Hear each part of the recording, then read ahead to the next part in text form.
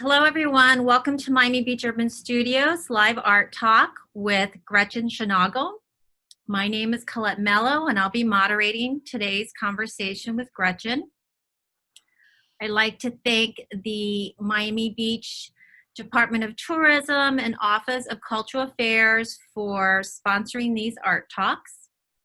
Miami Beach Urban Studios, known as MBUS, is an incubator for communication, architecture, and the arts. Gretchen Scharnagl is a Miami-based multidisciplinary artist, FIU faculty member, and an activist. Her creative practice is based on science and research.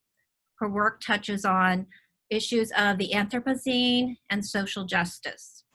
She was recently exhibited at MBUS with the exhibition Earth 2019. Right before the pandemic lockdown, Gretchen also had a solo exhibition at the Darien State entitled Migration.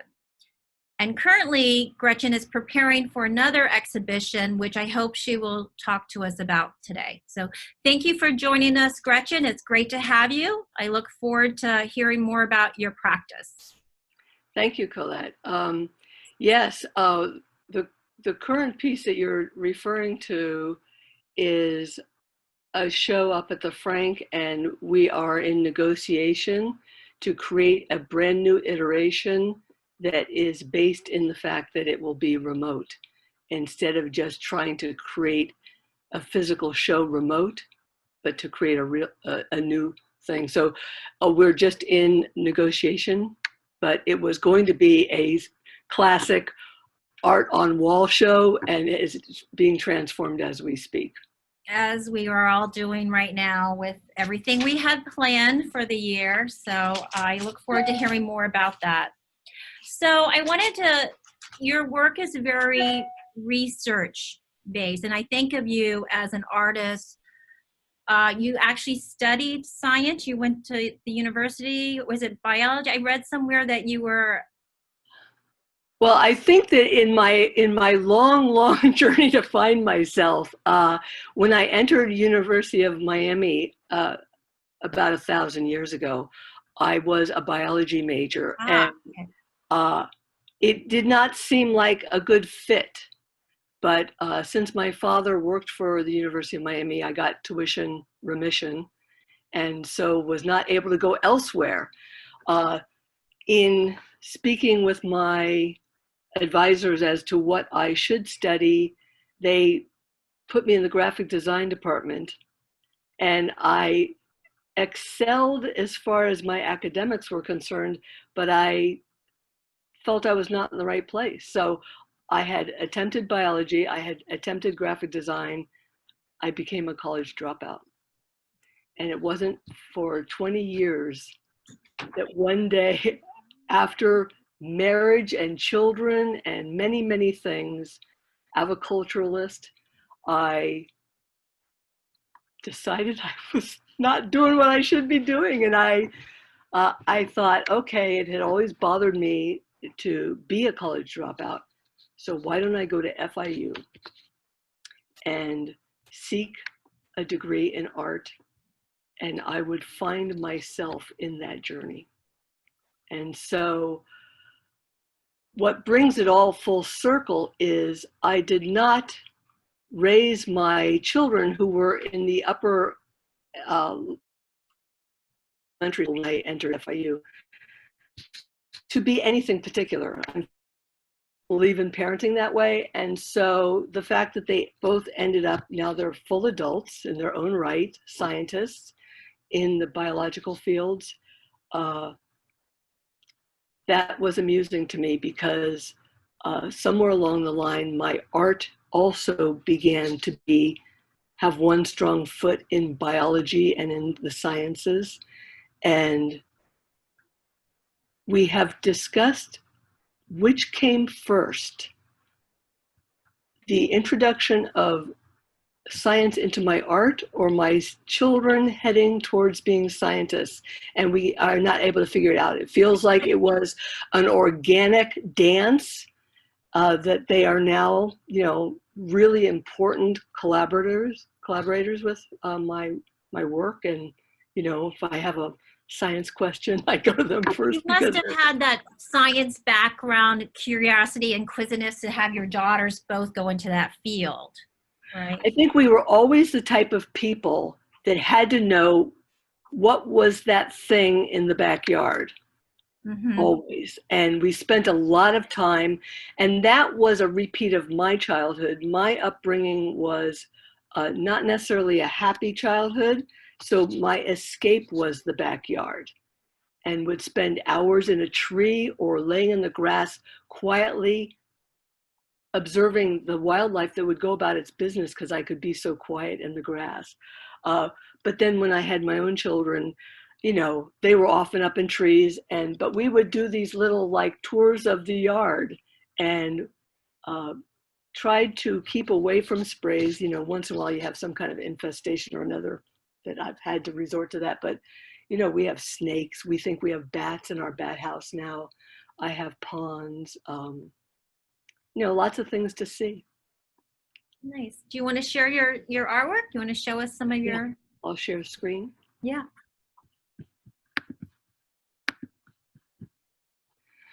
So this begins with the show I had there at MBUS, which this part that we're looking at now, I called Elegy for the Earth, and it is in 3 parts. Earth Retold is on the back wall, and Earth Tracings are on the side wall. And for that, I actually sought a lot of help and a lot of research, reading an entire book on the origins of the Earth just for this piece, which basically I stole the idea from the author about these colored Earths. But to give you an example of where the research and the aesthetics meet, the very obvious blue Earth is where they think the Earth became covered with water, but they, to this day, don't know for sure if it was salt water, brackish water, or fresh water, or what it was. And I decided with everything I was reading and what I knew about the origins of life that I was sure it was salt water, so that blue Earth was made with blue watercolor and salt. This is on a different wall in there, and I have this included because these are shark fins. I thought the finning of sharks for a food that is not necessary to keep off starvation or to be a staple in any culture. It is for status, for other purpose. And our sharks are being killed in a fairly violent way. And so I thought that it was a good example that would cover many, many other atrocities that we commit that we don't need to be committing. In between the shark fins are little groups of leaves, because I also am very interested in things that are overlooked, sometimes by me, which is I often look into what animals are going extinct or are endangered or in trouble. And I got curious as to what trees in the United States were incredibly endangered, close to extinction. And I was kind of horrified to find out how many were recognizable trees to myself.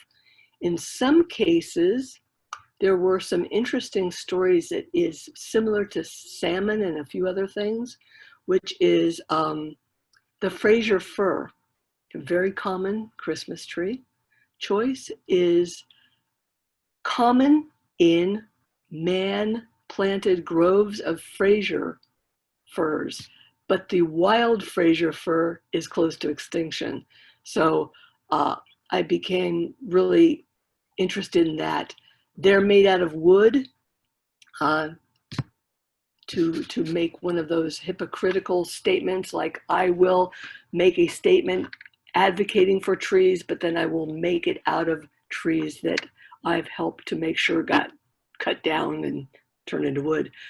The shark fins, I covered with my used coffee filters, which crop up a lot, which a lot of what I like to use in my art are things that are everyday to me and have another dialogue about, let's say, my relationship with my family, my relationship with myself.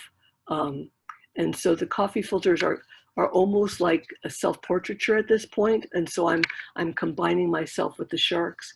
This is a blue shark, a black tip reef shark, and a Caribbean reef shark. No, I remember these. They're wonderful. They were true to size. It turns out the framework for the paper mache, I used the 3D printer, but I had to, even using the 3D printer, I had to make these tail fins and the larger pectoral fins in pieces.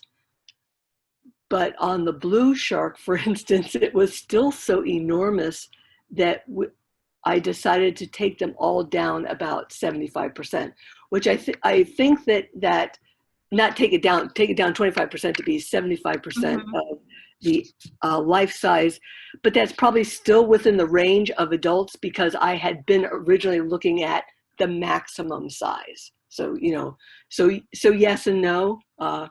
And I don't know if you like me getting that technical, but I tend to. Well, that's what I like about your work is like, it's very research based. You spend a lot of time doing research and science. You believe in science. But I find your work, it's also very aesthetically pleasing. So you have very strong research, science background, but then also it was just visually appealing. And that's what I like about your work. So a question I have about it is, are they both as important to you, or is one more important to you? Or does it matter that it's visually appealing? I think they are both vital organs. And so if you eliminate one of them, the art dies.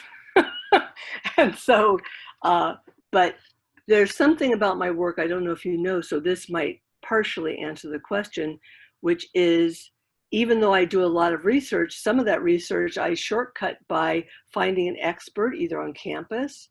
Michael Sukop helped me with the first piece I showed today. I've called on Philip Stoddard many, many times. I've already mentioned that my daughters, the one daughter is a lichenologist, and the other daughter really is more versed in that. It's hard to peg her, but lately botany.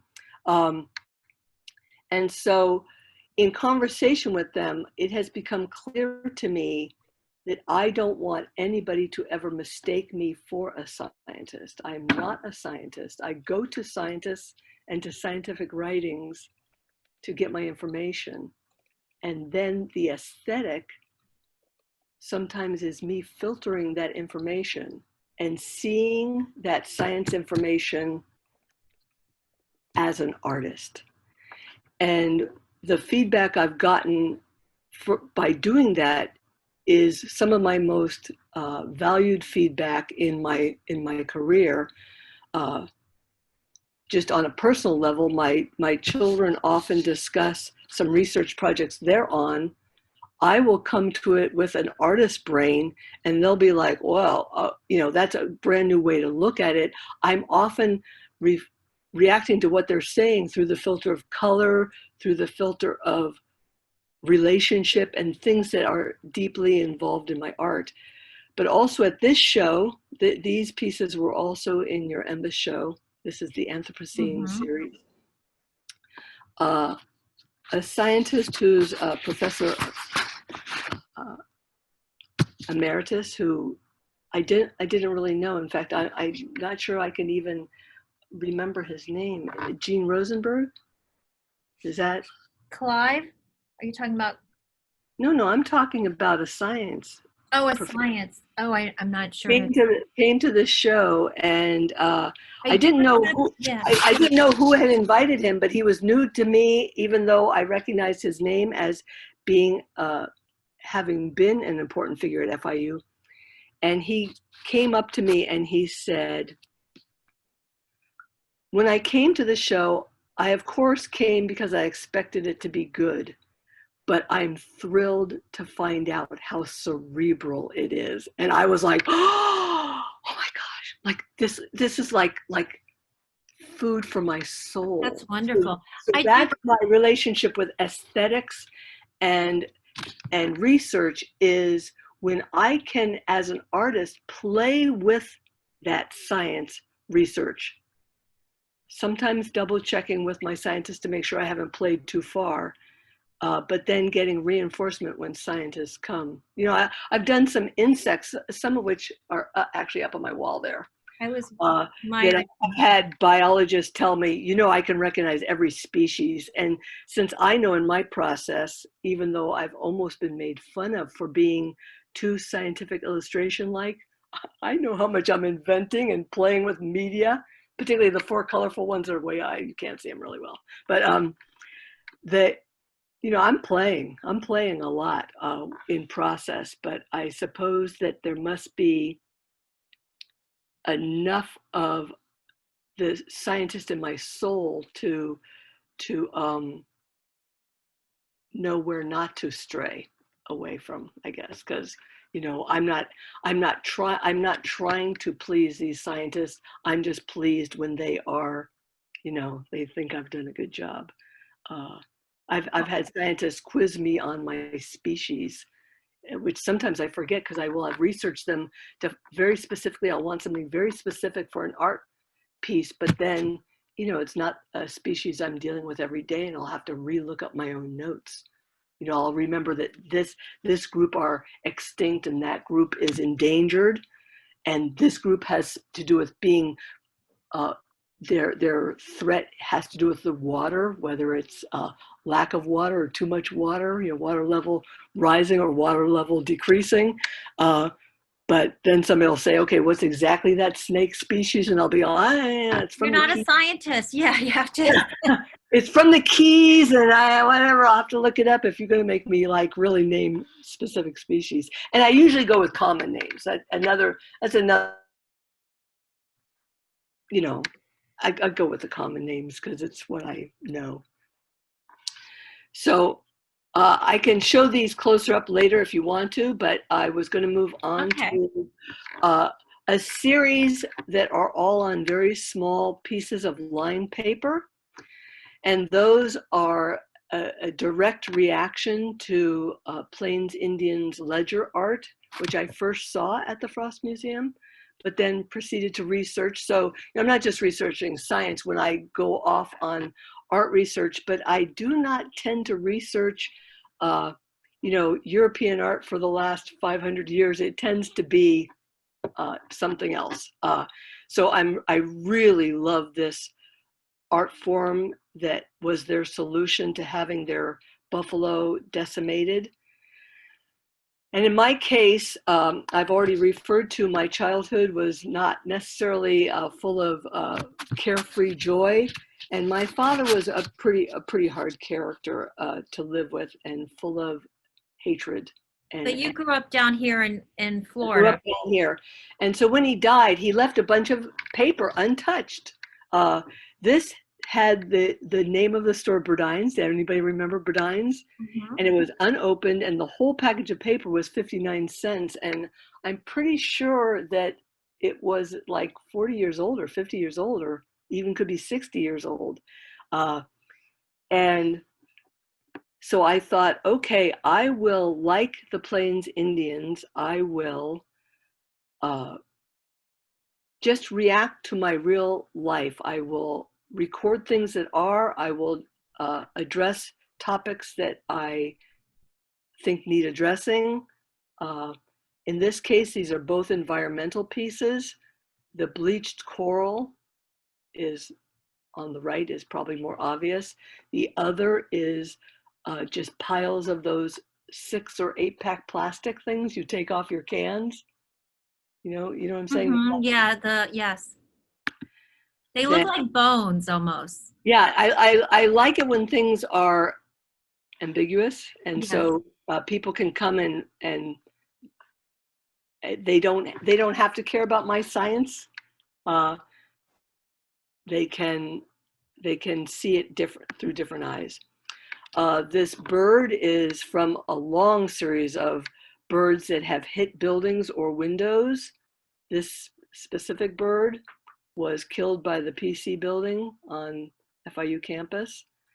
And when it fell to the roof ledge that it fell on, its head fell on a tissue that somebody had thrown up on that roof. I don't know why people throw up a tissue onto the roof, but it always struck me as this amazingly sweet picture of a bird looking like it's sleeping with a pillow, but is in fact, it's a bird that came to a violent death and has fallen on somebody's dirty tissue. So I kind of like mixing up the grotesque with the beautiful, or the whimsical with the serious. This is the oil rig on the Gulf after the the oil spill happened there. This is Trayvon Martin, which all of these atrocities and the reason we still are having to fight the battle of Black Lives Matter. But I would say that of many, many, many of these horrible deaths that we hear about that are unnecessary, I don't know if it is because he was a young man and I'm a mother, but it hit me so hard it felt personal. It felt more personal than any other of the stories. And so I'm aware of the void of where this person would be. And I also believe he died because he was wearing a hoodie, which last year I had a student make a piece on clothing price tags through the eyes of a Black man. And he, a hoodie could cost your life. Yes. And the other picture is just some things that are in my living room. I do have some bones. There's some pocket watches. It looks like a skull is there. Me? I'm sorry, I had a little bit of technical disruption. Is that a bone, a skull? That's a skull. And that particular skull I also found on campus. People throw their dogs and cats onto FIU campus thinking that they have a good ending. And this dog died, found its bones. So, I think I'm an advocate of inside cats for our environment. I'm an advocate of spaying and neutering your pets. I have a lot of pets myself, but I spay and neuter everybody. So here are a couple more personal pieces. One that could be considered political. The cats are, when I was really little, I am of German and Irish heritage, but I don't know why they seem to emphasize the German heritage when I was little, even though there was a lot of things denied us because of World War II. My father's generation, my grandfather's generation were put under house arrest, and other things had their hunting rifles taken from them during the wars because of their ethnicity. But when I was really little, we had all these printed in Germany little paper things that you were to break them apart and you could decoupage them on things. And I don't know how or why, but I've had this little cat collection since I was quite little, and I like the absurd.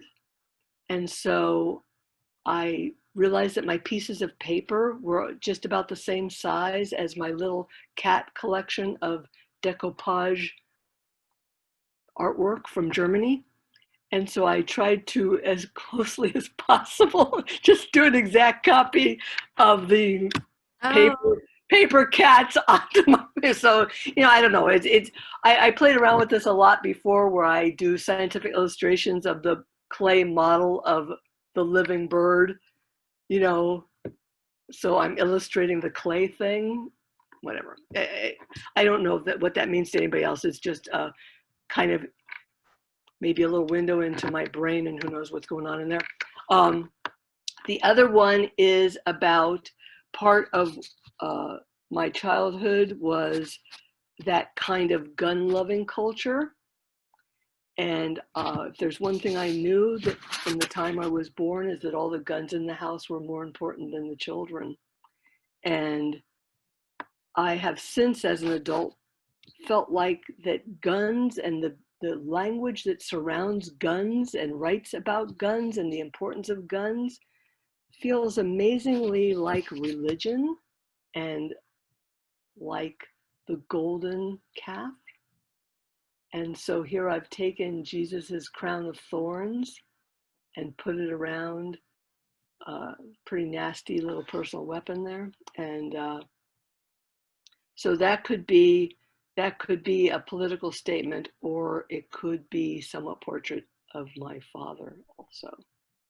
When did you create, this is part of the, what was the urban ledgers? Suburban ledgers. So I'm taking, I've been doing this a lot lately too. I just take the name straight. Whatever I'm doing, I don't try to come up with a clever name. It's, you know, if I'm doing suburban, if I'm making ledger art after the Plains Indians, but I'm from suburbia, so mine are suburban ledger art. These are little, they're about 6.5 inches high. My computer has them, depending on your computer, my computer has them about life size to me right now. Mm-hmm. Yeah, I remember they were wonderful when they had them in the exhibition. I was really struck by the Trayvon Martin one. And you had several with the guns, if I remember correctly. Right. Yeah, I'm not anti-hunting, but I do not like the love of guns to supersede the love of humans or reckless behavior with guns. So again, a political one with a found dead bird. So this is a, you know, disintegrated dead bird. It probably also died hitting a building. Tons of my artwork for many, many years was so exclusively birds in general, these window kills or building kills, that some of my friends have called me the bird-brained artist for years. The other is more current. I'm sure that's a compliment. Yeah, no, I like it. I have a comment from Maria. Hold on, let me read her comment to you. This is such a rich presentation with so much information that every time I start to comment, Gretchen says something else that touches me. So well, thank you. Share that with you. You know, earlier when we were talking off screen, I'll call it, you were saying what are my favorite parts and what are my less favorite parts. Yes. And when I'm an artist, I really don't, I certainly don't consider myself making commodities for sale, because first of all, my work doesn't lend itself to that very well. And often people don't want dead things or depressing subjects on their wall anyway. But I think of it as my art should inspire conversation, or they are my gift to the world. And so thank you to Maria, right? Yes. Because sharing my art and people who are willing to have the conversation over the art is my favorite thing. Anything that's about, status and stuff I don't care about, but talking about what the art is actually about and how does it come about and why we even make art. For instance, these are unframed. You remember that, Colette? Yes. And I've realized that they'd be a lot safer if I frame them up, but they really feel like they need to be unframed. And so they are the object themselves. They are the piece of paper. That's important. I don't know if you recall, but in the first year that after Trump's election, he started to sell off or tried to sell off our national monuments. And one of them was Bears Ears. And so here we have a map of Bears Ears at the top with all the cuts done with scissors that President Trump made in Bears Ears to make you know that it's bear's ears, I cut off the bear's ears. But those little tiny dotted pieces that you see in the lower right-hand corner are all that's left. Oh, wow. And so, you know, sometimes things are too abstract when we hear about them, you know, and these lands have a lot of sacred ground, which is why it was made a national monument. And so it is a terrible insult to the original peoples of this land that we, you know, don't keep it a national monument. Here are two very, very personal pieces. The left-hand piece is my younger daughter as an adult, dancing with her child self. I don't know, some of you guys actually have met my daughter. She is a really kick-ass, really great scientist, but she has never, ever, ever lost her child's soul and heart. And so she is a unique human being that that I'm glad to know. And I love her dancing with herself. That's fun. The other one is, again, my father, because he was the inspiration for this whole series. That is taken from an actual photograph I have of him. He was standing on a chair in the photograph, pointing up to something out of the photographs, so you don't know what he's pointing to. And when I first put him in the corner of the piece of paper, I didn't know what else I was going to have him point at, you know, what was going to be my narrative. But then, you know, this is going to tap into what my idea of things are. But I believe that if you live a life full of bigotry and hate and segregation and loving of guns and you know, basically poison your life and your relationships, you end up having an empty life. And so when he died, you know, I just felt sorry for him, because that's what, as that little child, I'm pretty sure that it looked like there could have been a page rich and filled, but instead it's an empty page. So, you know, psychological Right. book. This I put in here. This is a really old piece, and it's actually just a detail of an older piece. But because of the pandemic, I've been on this rant about how the pandemic will make us all more authentic artists, because we will have to make art about our real lives as we actually are with the actual things we have around us.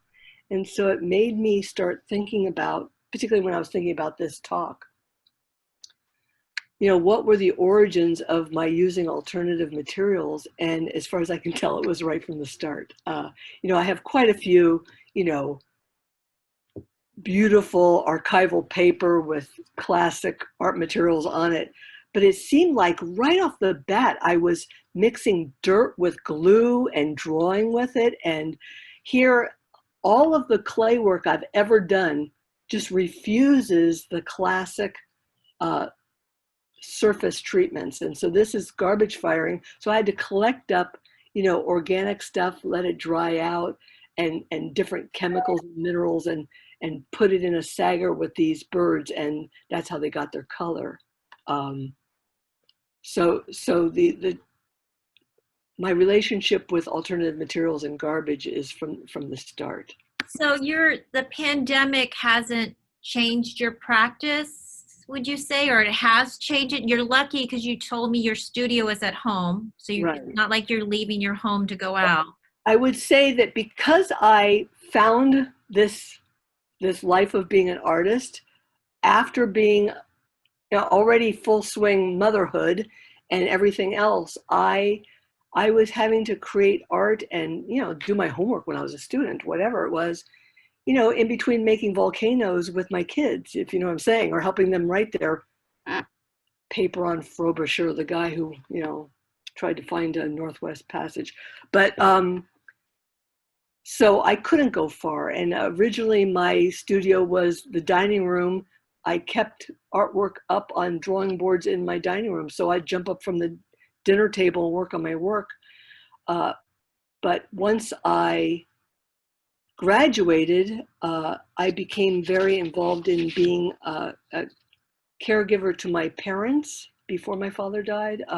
They didn't live with me at first, but they were constantly, I needed to be not far away. And then eventually my mother did live with me after my father died for a while. My mother did pass away during this pandemic. But I built a Sorry about that. studio. I built a studio on the outside of the garage. When I say I built it, of course, I mean my husband, a contractor. Of course, 'cause he's construction. He works in construct. I remember he was very Right. instrumental in helping you install as well. That's right. Right. So all of my life, I've mentioned how integral my children have been to my art, but I was already married to this contractor, and so first of all, I have hardware fetish. I make sure that my stuff is built well, even if I have to ask him to help me make it. The piece we're working on now together, he's doing so much of it for me. I keep laughing about, oh, I'm busy working on my art, honey, even though he's the one working on it. And I'm wondering if someday I should be forced to put his name on it. But here's another. I graduated with my graduate degree with a forest of Christmas tree trunks. And so that was probably the biggest dive into garbage as art. But I was also, How many tree trunks are there? there in the piece, there was 550 Wow. tree trunks. It took me 2 Christmases to gather them. And people are very funky. If you try to drive by and grab their Christmas tree out of their garbage pile, they become very weird. And so I began to be chased down, and people treated me like I was stealing something out of their garbage pile. So I started laughingly calling myself the Christmas tree bandit. To this day, I have a hard time every holiday season. Once people start throwing away their Christmas trees, like I have to oh my God, don't look. Because for 2 years, every Christmas tree on the side of the road was mine. Wow. That's a 2-year project. So where was this installed? It was first installed in the old FIU Art Museum. Oh, okay. If you remember the footprint of that, there was the little offshoot to the east that was a room. And so the forest blocked that entry, but there was a trail you could take through the forest. And actually in the back of the forest was this reliquary tree. You can see that tree has a window into it. And in that tree is a bird's nest that I found in one of the Christmas trees that was deeply embedded. The people whose Christmas tree it was, I'm sure, never saw it. But the nest itself was made out of mostly natural materials, but quite a few man-made little pieces of plastic and thing. And I thought, oh, found art. Why even I'm sorry, I'm claiming it. It's my art, but the bird made it. It has a very surreal quality, which I think a lot of your work has. Right. Your intent or no? I was very. So the surrealism has come into my work lately in a premeditated fashion. Did you say surreal or serene?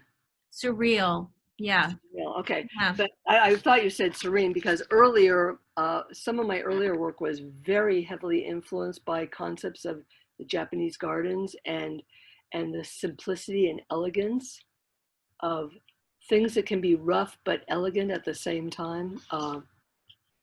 So yeah, but that piece ended up going back to the garbage pile.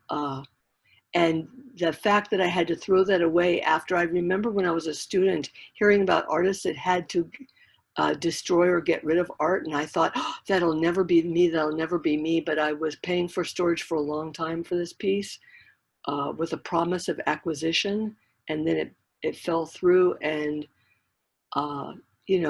like many artists on a tight budget, I just couldn't maintain it. It was shown another time downtown in it was either the second or third Art Basel, Miami, but one of the satellite shows, it was in the Warehouse District. And when it was shown there, I was able to marry the passenger pigeon piece, the clay piece I showed you Yes. just a second ago. So you entered the forest and you found all these dead birds, which was very apropos because they were a forest bird. But at any rate, the throwing away of this forest, although there are 2 of the giant trees, including that one with the reliquary, are in my house right now.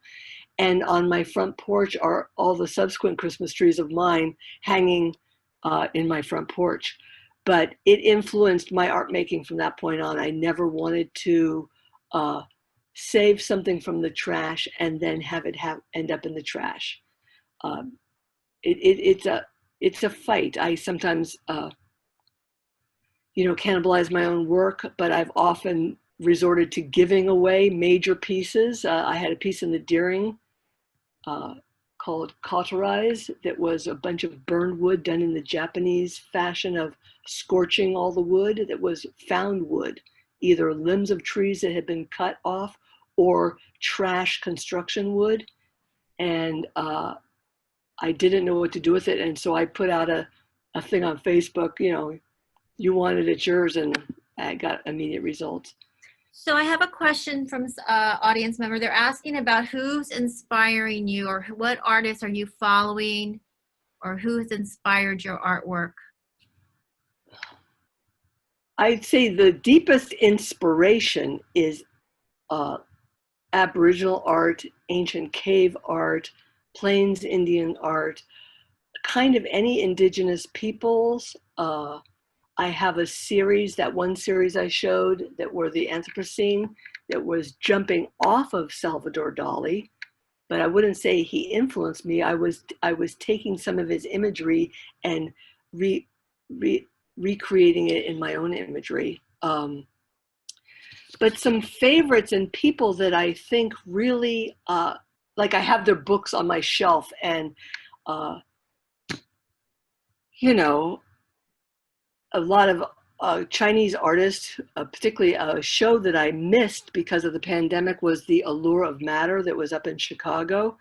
And Zhu Bing and Gu Wenda and Ai Weiwei and Shi Guochong were in that work. But I've been following their work all along, possibly because this idea that the material itself or the matter itself is carrying a big portion of the dialogue. It's not like I'm just taking, in the case of the shark fins with the coffee filters lose their identity a lot, other than for me.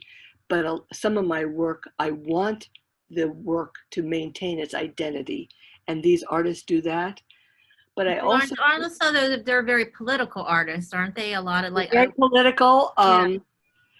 But basically, I think it is artists who are really, really the truest and most authentic to what they're making. So some Black artists that are my absolute favorites: Bill Traylor. I went to the show in Washington, D.C. a little over a year. How wonderful.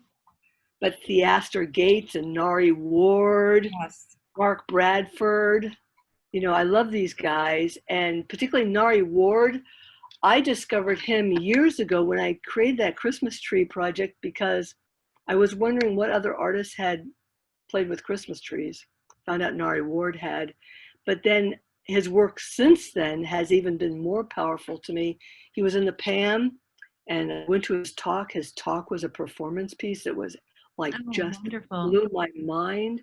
But he had some burnt baseball bats that, it's almost like that image is now part of my makeup as a human being. So I'd like to be influenced by him because I would like that.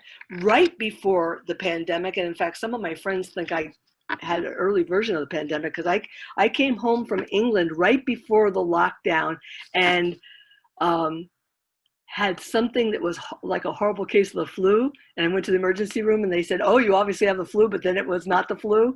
And then they did other tests on me and they said, "It's not this, it's not that," but nobody was testing for the pandemic. So I don't know what I had, but it was awful. Oh, you don't know. Whatever. But I had seen some wonderful things. What had taken me over for a very quick weekend trip to England was I had found out that there had been a retrospective of Anselm Kiefer's work. And He is one of my all-time favorites, and although Ah, I can see him locally and I visit his local pieces whenever I get a chance, but this was a huge retrospective, and it was at the White Cube, and I was not disappointed. It was, I spent almost a big portion of a day just wandering and standing in front of the works, taking a million pictures. I never feel like they do it justice, though. But I love his use of, almost anything. Just when you think you know what he embeds in his work, he embeds something else. And he had some new work I had not seen before that had all sorts of construction debris, electrical wires and things. Um, I have a couple comments for you, Gretchen. So I have a comment. You're not against hunting, but you're very concerned about animal extinction. Do you feel there's a conflict? I'm not against honey. Hunting. Hunting. Uh, because, well, first of all, I'm an omnivore, and all my pets are carnivores, and particularly my cats. If I were to try to feed my cats anything other than the flesh of another thing, I would be being cruel to my cats. If I released my cats into the environment, I would be being irresponsible to the environment. And, if I made them live off what the bugs of the house, So, so I am an environmentalist who says, okay, I never, ever, ever eat fast food. I almost never go out to eat, as a matter of fact. I try to avoid packaging whenever possible. So if I'm eating animal meat, or if I am anything to do with animal products, I try to be careful. I make sure it's not something trapped in a vicious trap, and I try to pay the higher price to not have poorly raised animals. As far as hunting is concerned, everything that you could ever name has the irresponsible characters in that group. But if we don't hunt our deer in the United States of America after we've decimated the predators, we are creating a situation that has a domino effect of destruction that is horrid. And so the hunters that are responsible are actually doing us a good service. The only hunters I really respect are hunters who then eat what they capture.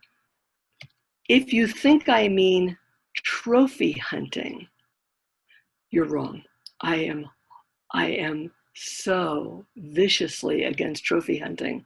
Thank But you for clarifying that. That's important. but Yes. some animal lovers have exotic pets, and I would say I'm equally against somebody who allows themselves to have an exotic pet. In fact, a piece that I'm not showing here, my piece about lionfish, is about the false love of exotic pets ending up creating our problem with lionfish. Gretchen, we're running out of time, but I do have one more comment for you. It is from Marielena Lino. It seems that you primary research North American species. Would you be interested in visiting the Amazon rainforest? If you do, I have friends who founded research and forest preservation in southeastern Peruvian Amazon, close to the Brazilian border. Well, that sounds lovely. Both of my daughters have traveled there. Yes, but one of my shticks about my scientific brain is that to be absolutely authentic, we have plenty of work to do here in South Florida with our environment, including one of my absolute strongest things about it. And in fact, if I have owned the house I'm living in right now for 40 years, I think that I doubt if I would buy suburban property again, because suburban property takes up a lot of land and then creates hostile environments to wildlife. I try to maintain a yard. I live in a fairly manicured neighborhood, but I try to make my yard wildlife friendly. And for at least half of my life here, plant native plants, although my origins were I planted non-native. In fact, in the beginning, I mentioned I was an aviculturalist.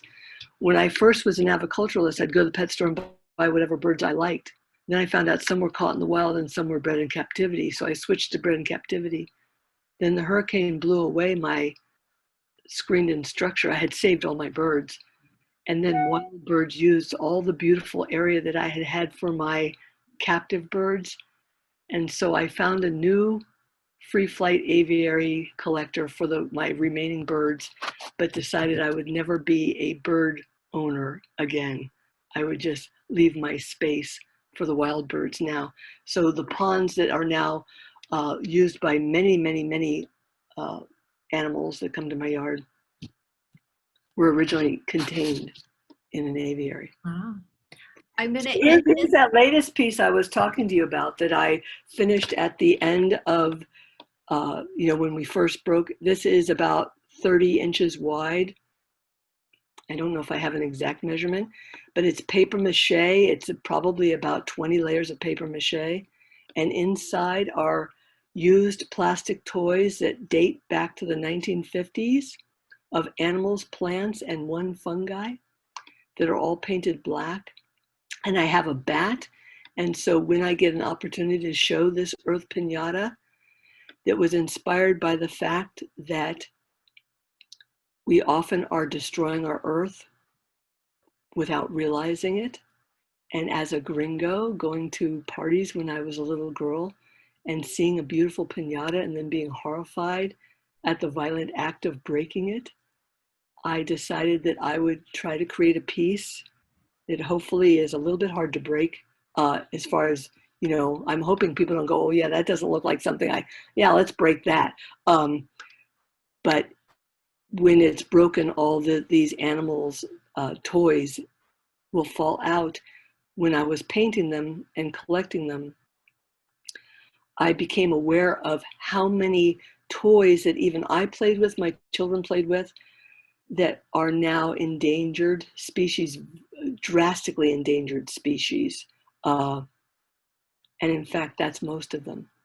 And so there's a good chance that in my lifetime, if we're not careful, the toys that I have collected to be inside here will actually only exist in toys and in photograph. And you told me earlier that you have 50 pounds of. Yeah, it's over 2,000. I actually got up to, 2020, since I was finishing it this year, 2020 animals and plants and the one fungi. But it actually went a little over 2020. But then I ended up having to put many more layers than I expected to reinforce it because the 50 pounds was heavy. And you finished this during the pandemic? I finished it probably, by April, okay. Like I said. I'm not trying to depress you guys, but in the meantime, my mother died, and so I had to learn how to have memorials during a pandemic, learn how to teach in a pandemic, but the making of the art was easy because one of the criteria was that every single layer of paper was paper that already existed in my studio. So it was either scraps from previous projects, or it was trash paper, literally, or it was all the images on here are either culled from my New York Times I received to the house, or they are images that I printed up as reference in some previous project that then I had, this big pile of images that I wasn't sure what was going to happen to it. And I decided it was time to start using it. Well, I can't wait to see it in person. I'm looking forward to that. But I do have a couple more comments. One, we're very sorry to hear about the loss of your mother. But two, on a happy note, I guess your birthday's coming up, and Sacrosanct Gallery, your birthday? Somebody's saying your birthday's coming up? Not my birthday. Oh, well, they said happy birthday. Well, my birthday is the day before Christmas. Oh, oh, oh. We can all get together again then. I hope so. I hope we all get together soon. So I want to say thank you so much for a great conversation. Love your artwork. Love learning more about it. Thank you for sharing everything with us. I'm going to go ahead and can you not share your screen for a second? I want to see if I can let everyone say hello to you. Let me see. How do I do that? If you'd like to be off, let's see. What am I doing here? Hold on. I'm going to unmute everyone. That image is taken from the Everglades collection. So everybody give Gretchen a round of virtual applause. Thank you so much. It was so good to see you. I look forward to seeing you hopefully soon. And I'm going to launch a poll for everyone if you don't mind taking it. Next week we have another wonderful art talk. We're having Tom Cicluna talk about his sculpture and installation. So I hope that we will all see you guys then. And Gretchen, again, thank you. And I look forward to seeing your art exhibition with the Frank Gallery. Is that a solo exhibition or a group exhibition? No, it's a group exhibition. It is about the environment.